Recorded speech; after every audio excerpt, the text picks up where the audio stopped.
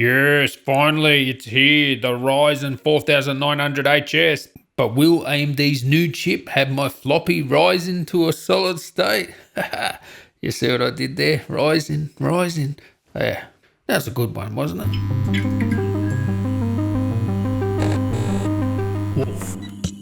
Alright, today you're going to find out what is the best ultimate content creation laptop. And man, I'm very excited to have the Ryzen in the house, because every time I release a video about the XPS or whatever and it's got an Intel, it's like, oh, should have had Ryzen. Well, today we're going to find out, should it have had Ryzen? Or do you want a Ryzen system in your content creation laptops? So here we have 3 of the latest and the best. And yes, it's going to be interesting when I get the new XPS 15 in, 17 in to compare them. But on the left we have ASUS's and AMD's best. Yes, we're talking the Zephyrus G14 with a Ryzen 9 4900HS processor. That's 8 cores, 35 watt part. Pretty much the best AMD offer. Also comes with 16 gigabytes of RAM and RTX 2060 Super graphics. In the middle we have Apple's latest and greatest, the MacBook Pro 16 with the 9th generation i9, 32 gigabytes of RAM at 2666, so the RAM isn't as fast as the Aero or the G14, and an 8 gigabyte AMD Radeon Pro 5500M. And then we have the best studio laptop, Intel's latest, Nvidia's latest here, the Gigabyte Aero 15 OLED Studio.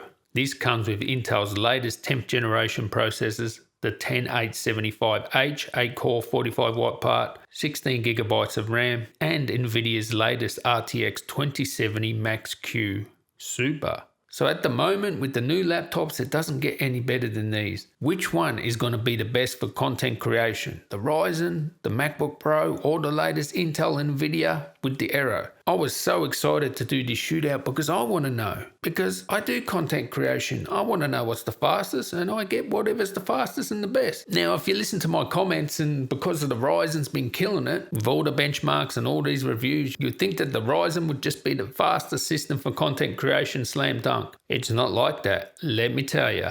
So I just want to talk a little bit about the Ryzen for a sec. Why everybody's making a big deal about this CPU in this G14 is because it's a 35 watt part, and I kid you not, I put it on battery, and on battery it was using 25 watts. I ran Cinebench multi-core. It was using 25 watts on battery, and it spat out a Cinebench score pretty much the same as the MacBook Pro and the Aero with Intel CPUs, and those things were using over 60 watts, 65 watts. So over doubled the amount of power for the same sort of performance in Cinebench. So I've got to tip my hat to AMD here. To get that performance with less than half the power is just phenomenal. But let's get into the real world and let's find out, can it beat Intel's latest? Now first, I want to get into scrubbing performance, and this is my project that I test every single laptop on. I'll show you the encoding times of this project later, but we'll just see the scrubbing performance here, and yeah, I was shocked. I have said before in the past that the MacBook Pro 16 is the scrubbing king in the timeline, especially in Premiere Pro.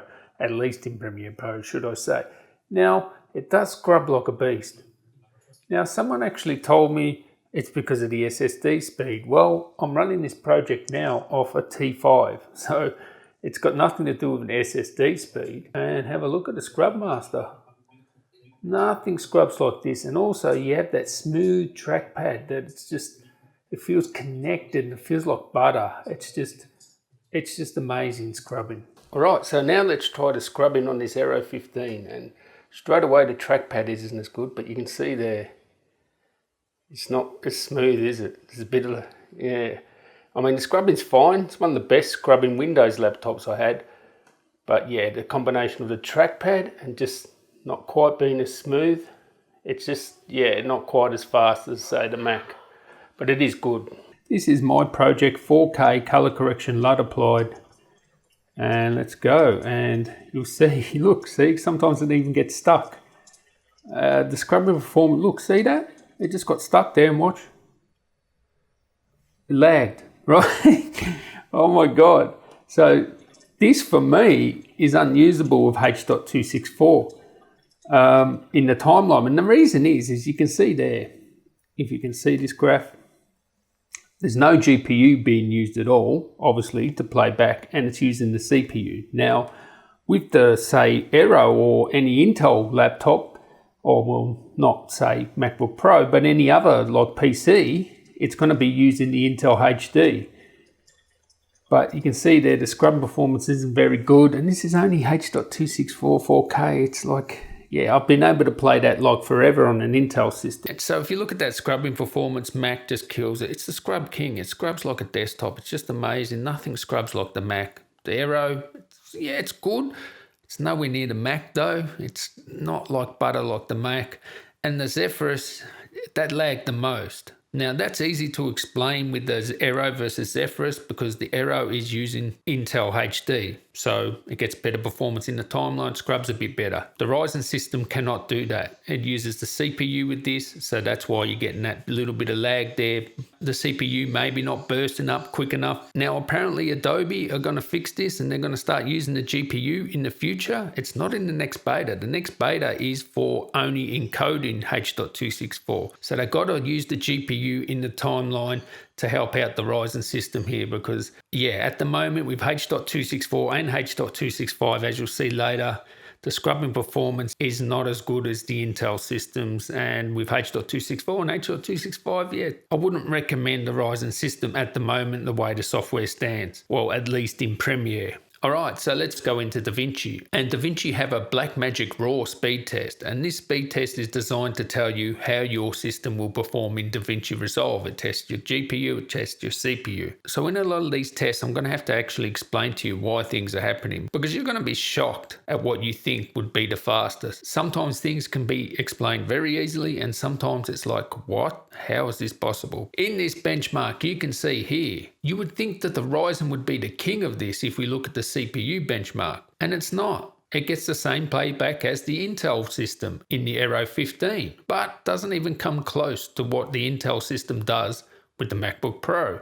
Now this isn't using metal or anything like that. Looking at this benchmark and how it runs, the easiest way to explain this is the way Resolve works, lots of bursty activity with that CPU. It really likes the Intel system here. Because one thing you can't really benchmark and not a lot of people talk about is the way Intel really boosts up high and how quickly it gets from 0 to 100 in a blink of an eye and gets back down and gets back up again. It really is good at bursty activity, and this CPU test is bursty. And that's the way it works in Resolve. So the Intel is better in that. And what's very interesting to see is the G14 on the left in DaVinci Resolve, according to this benchmark, and Blackmagic make this, so unless they're inept and incompetent, this is a true indication on how it should perform in DaVinci. The MacBook Pro surprisingly beats out the G14 in this test. It gets a better CPU score, better than both the Windows machines, but also it gets a better GPU score than the RTX 2060 Max-Q that's in the G14. This is very surprising, but then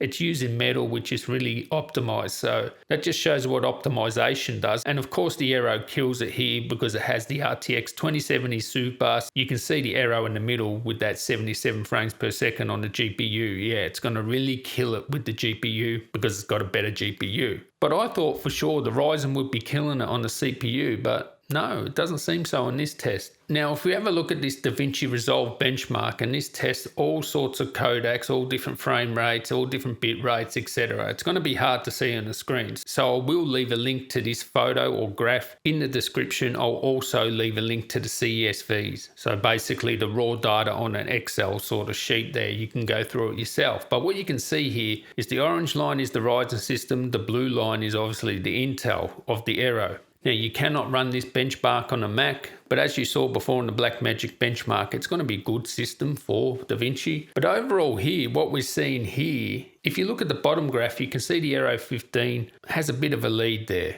and that's the overall benchmark. It's a little bit in front there. Some of these benchmarks are FPS and some of them are actually scores, but it all scales the same. Higher is better. Now, given that in the benchmark, as we saw before, the CPUs are doing the same sort of thing, I would chalk this up to the Aero just having more powerful graphics. There are some circumstances you can see the Ryzen is in front, so the orange bar is longer than the blue bar. I guess there are some circumstances where the CPU does make a difference and the Ryzen CPU performs better. So it is what it is. Download this image, check for yourself. The Aero is going to be better in DaVinci Resolve just because it has a better GPU. Now let's get into Lightroom and exporting 75 NEF RAWs to JPEG. What would you think would win? It's a CPU test. It doesn't use the GPU, doesn't use the Intel HD. It pretty much uses 100% of the CPU. Which one do you think would win? The logical thinking would be the Ryzen, right? It benchmarks out of this world. But again, the Intel system's here, and this is 100% CPU pegged. I checked what was happening in Task Manager and it wasn't using GPU, it wasn't using Intel HD, it was 100% CPU pegged. And the Intel systems are faster. Why? Well, I hope you know because I have no idea in this case. And there's quite a bit of a difference there if you look percentage-wise. It's like not just a few seconds. So that's very interesting. I would think pegging the CPU 100% the Ryzen would win. Now, there may be some sort of instruction set that Adobe using in the Intel chipset or in the Intel CPU that it's not using in the Ryzen system. I don't know. But this is 100% CPU. Apples to apples here, and the Intel is winning. And guys, please chip in. Why do you think this is happening? So now let's actually get into the benchmark for Lightroom. And as you can see, the G14 on the left with the Ryzen CPU is getting beat out by the Intel CPU that you get in the Aero 15. Now, why is it so? This could be GPU. There are some GPU accelerated things in Lightroom now, but as we saw before with the export, it was 100% CPU and still the Intel was winning. So it's really hard to tell. I will leave these results in the description so you can go through all these results and you can look at every single thing, what they're doing, panorama, photo merge, the filters it's using, etc. And they both had the same amount of RAM, same speed of the RAM as well. So it's interesting that the Intel system is faster. Now it can come back to bursty activity too. The Intel loves that bursty, boosty activity. And yes, this would happen in this test. The filter scores, the merging and that, it's all single core, lightly threaded, then multi-core, bursty activities going up and down. The Intel like that sort of thing, so maybe that's the reason. Now again, this benchmark can't be run on a MacBook Pro, but the MacBook Pro is a beast inside Lightroom, so I'd expect it to be very competitive, if not even win, because you'll see in Photoshop it is the king. Now let's get into Photoshop, and as you can see there, the Mac on the right is the king of Photoshop there, and it loves the filter scores, and that's that bursty activity again, you know, just boom, boosting up really high, bursting really quickly, and then coming back down and going back up again. Photoshop and the Intel CPUs love that stuff. Now, if we have a look on the left with the G14 and the Ryzen, what's very interesting is when you compare it to the one in the middle, which is the Aero 15, the GPU score is higher on the G14. Now, I have no doubt that this is down to drivers. The early drivers with the RTX 2070 Supers, they're not mature, and I fully expect over time that GPU score will be higher on the Aero in the middle. But as it is, it's lower. It still gets a higher score than the G14. So this comes down to CPU because the GPU score is lower. And if you go through all the other filters and all the tests it's doing, the filters are using the CPU, and that's where it's scoring higher than the Ryzen system. You wouldn't think that, right? With all the benchmarks and everything you've seen, you'd think the Ryzen would absolutely kill it. How do you explain an Aero with a GPU score that's lower still outscoring the G14 that has a higher GPU score? The rest is just CPU. So again, in the real world, the Intel system seems to be faster, and the Mac kills it here. Even though it's got a lower GPU score, look at that filter score, look at the general score. It's really good at optimization, those boosty activities. It's really good with that. So all of them are going to be great for Photoshop. But again, these were not the results I thought I was going to get when comparing these. All right, so now let's get into After Effects, and boom, this is where the Ryzen's killing it. Finally, we got something where the Ryzen's winning. And even though the GPU score is lower, it's lower than the Aero in the middle, and obviously it's higher than the MacBook Pro because the way After Effects works with CUDA and just being a more powerful graphics card overall. But that means the GPU score is lower than the Aero. All the rest is down to CPU. That tracking score with that CPU, Yes, now you can see the power of the Ryzen, but it took a few benchmarks to get there, didn't it? So overall, I'd say with After Effects, clearly Ryzen is the way to go. Photoshop, not so much. Lightroom, not so much. DaVinci, not so much. But definitely After Effects, Ryzen is the way to go. It's killing it here. And the Mac is still competitive on the right there. It is not the best machine for After Effects. It has improved quite a lot. It's very competitive now. After Effects, you couldn't even use a Mac before. Now you can. It actually really works well. But you want a Windows machine if you're using After Effects. But the Aero is still amazing for After Effects. Don't you worry about that. It's still going to be good. Now let's get into what I think is most important here.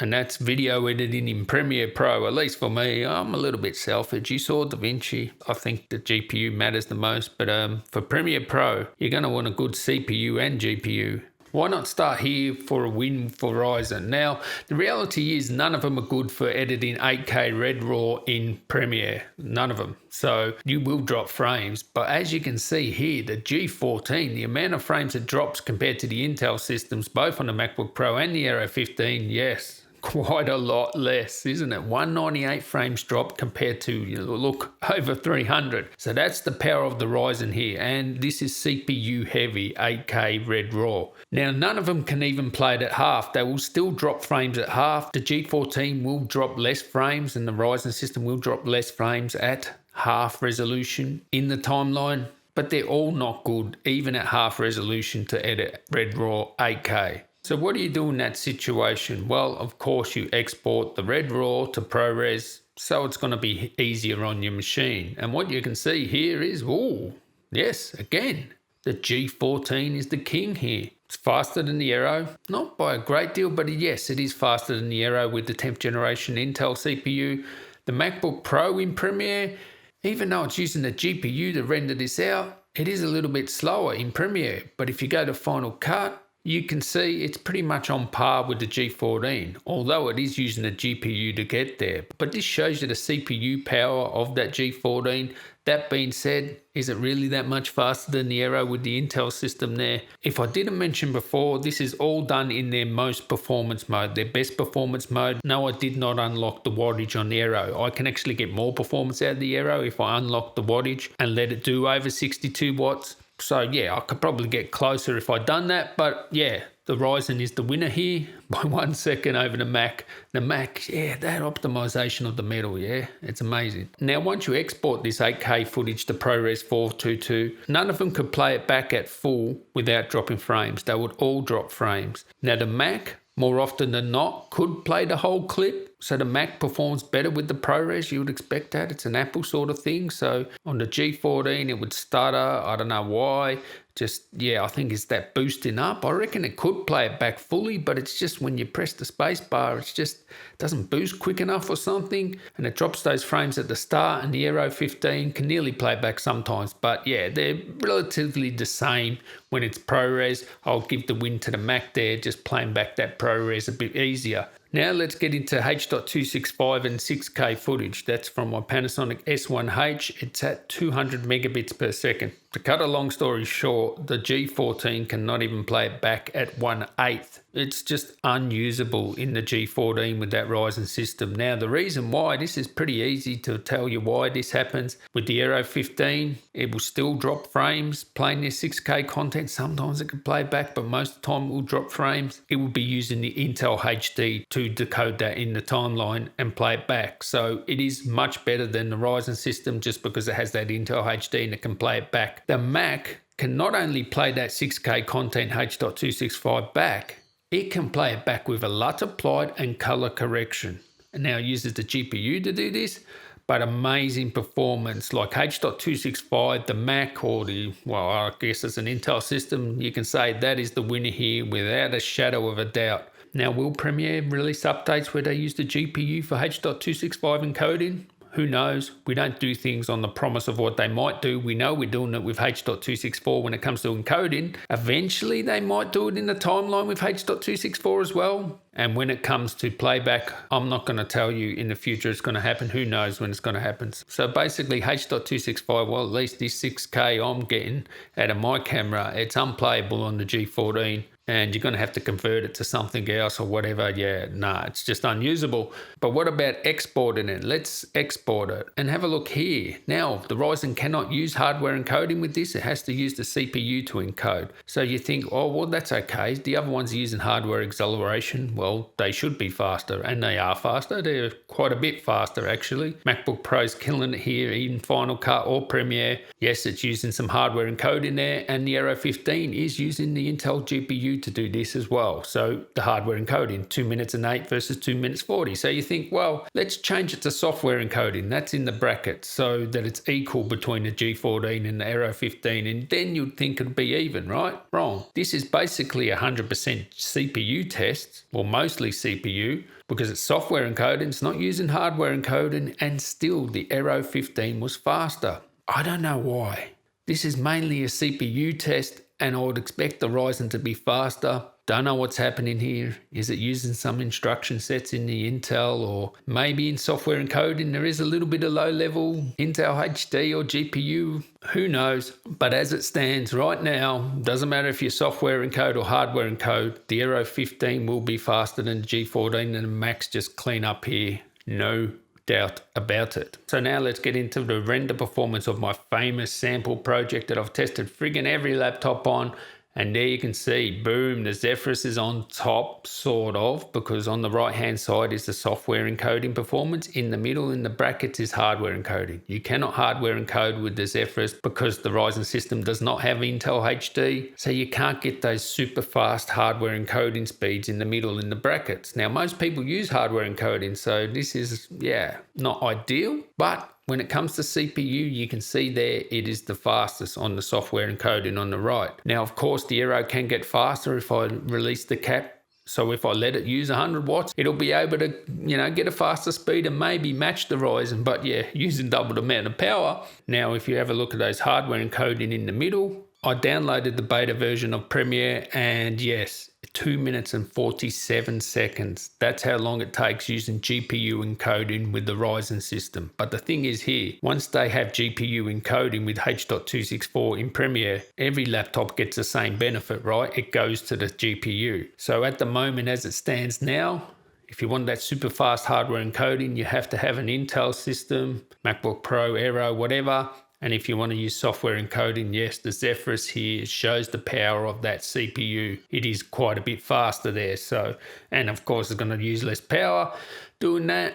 But that is what it is at the moment. I can't add an eGPU to this G14. I wish I could, and then we could do some other tests. So in conclusion, when I tested all these things, we're talking DaVinci, Lightroom, Photoshop, After Effects, Premiere. The conclusion is they're all great laptops, and to be perfectly honest, I thought the Ryzen was going to blitz it, like absolutely kill it. And I know, yes, some things without Intel HD, it's not going to do that. But I would say steer clear of any Ryzen laptop if you use Premiere, H.264, H.265 until stuff changes, like things get updated or whatever. And it was really interesting to see that even on CPU tests, the Intel, like on Lightroom or even some of the exports in Premiere where it was using software encoding, so the CPU, the Intel was still faster. In DaVinci, I guess it comes down mostly to the GPU, but I thought the CPU of the Ryzen would have helped out a bit, but apparently not. DaVinci thinks the Max CPU, which is the oldest, is the best. And if we're just talking specifically about the hardware, obviously the G14, the display is not the quality of the Aero or the MacBook Pro. So it's not a full, nice, wide color gamut display. So